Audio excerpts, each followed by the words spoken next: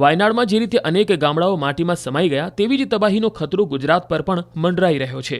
ગુજરાતના 64 ગામડાઓ પર વાયનાડ જેવું સંકટ આવી શકે છે. વાયનાડ ભૂસ્ખલન બાદ ગુજરાત માટે કેન્દ્ર સરકારે મોટો નિર્ણય કર્યો છે. રાજ્યના 64 ગામનો ઇકો સેન્સિટિવ ઝોનમાં સમાવેશ કરાયો છે.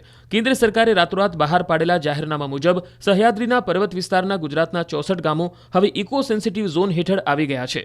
જાહેરનામાના કારણે આ વિસ્તારોમાં જોખમી ખાણકામ, બાંધકામ અને રેડ કેટેગરીના ઉદ્યોગો પર પ્રતિબંધ લાગુ પડશે. આ નિયંત્રણો પૂર્ણા અભયારણ્ય અને વાંસદા નેશનલ પાર્કના વિસ્તારોમાં લાગુ થશે, જેના પરિણામે દક્ષિણ ગુજરાતમાં હવે કોઈ નવો ડેમ બાંધવામાં નહીં આવે.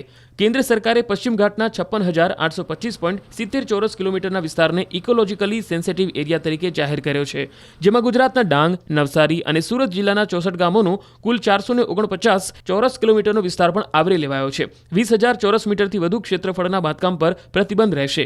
બિલ્ડરો, કોન્ટ્રાક્ટરો રેતી પણ લઈ જઈ શકે નહીં. કોલસા આધારિત વીજ મથકોનું સ્થાપન પણ નહીં થઈ શકે. સહ્યાદ્રી પર્વતમાળાના આ વિસ્તારોને રક્ષિત અને સંવર્ધન કરવાની જવાબદારી હવે રાજ્યના વન વિભાગને સોંપવામાં આવી છે. સૂત્રો મુજબ ડ્રાફ્ટ નોટિફિકેશન પછી આખરી નોટિફિકેશન 2 મહિના પછી બહાર પડશે, પરંતુ પ્રતિબંધો ડ્રાફ્ટ નોટિફિકેશનથી જ અમલમાં આવશે.